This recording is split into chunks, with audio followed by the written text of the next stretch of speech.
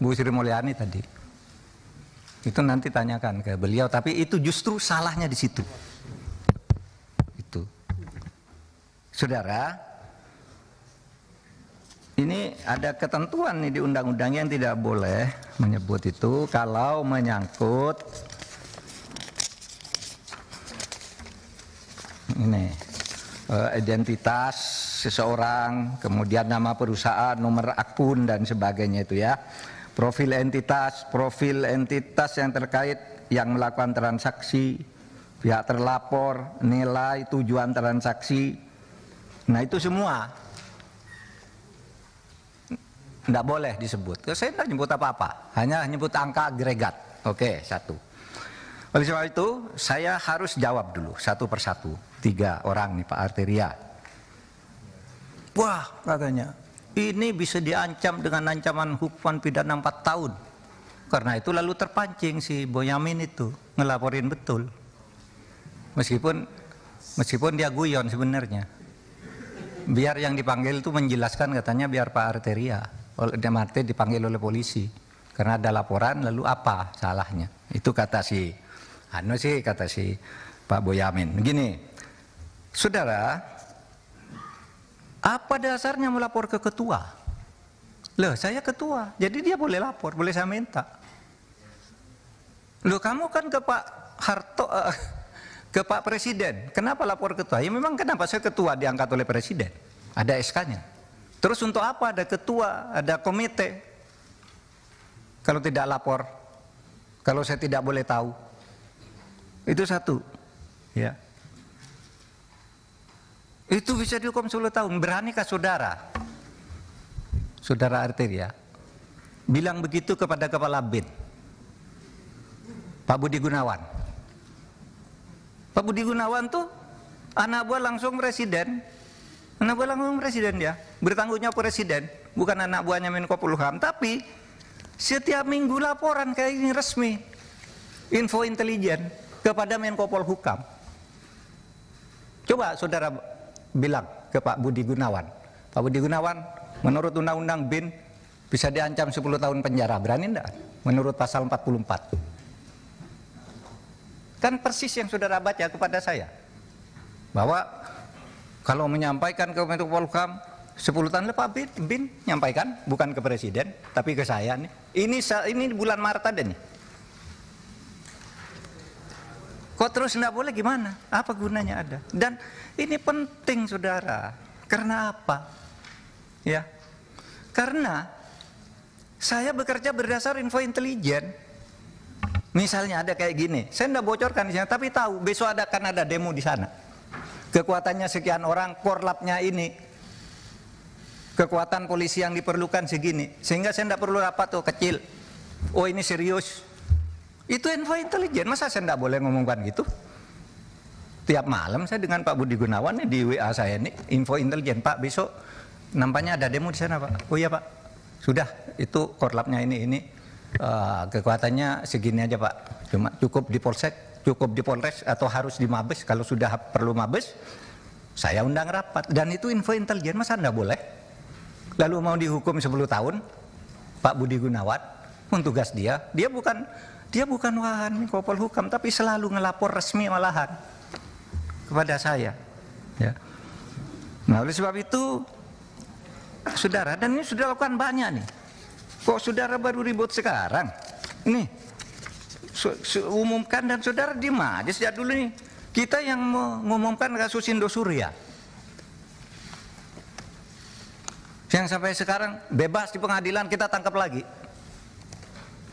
Karena kasusnya banyak. Itu kan PPATK, kok baru ribut soal ini?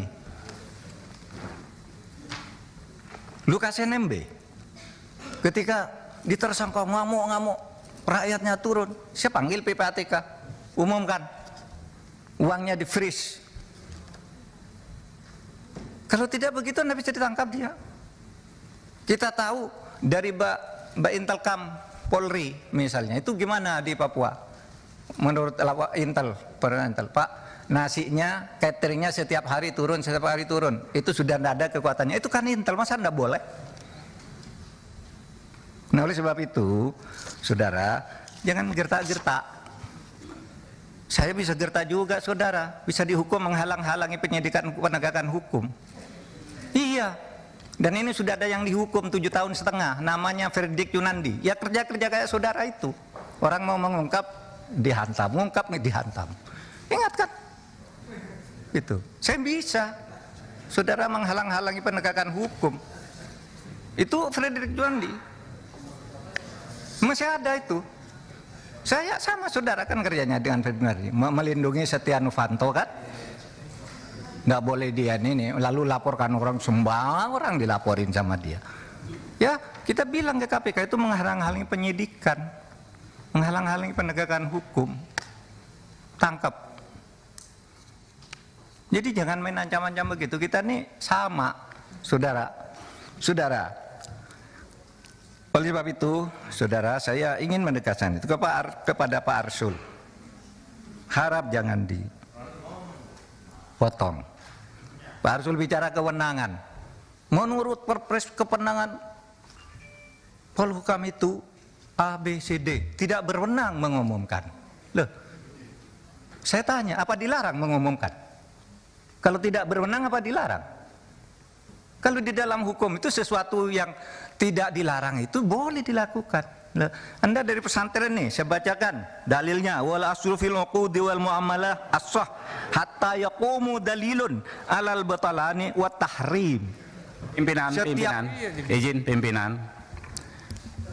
Boleh bicara? Nanti dulu. Menurut saya biarkan gini, menjelaskan dulu dong. Nanti gini. Bicara. Saya mohon izin ke pimpinan. Boleh nggak saya bicara? Nanti dulu. Oke. Nanti dulu.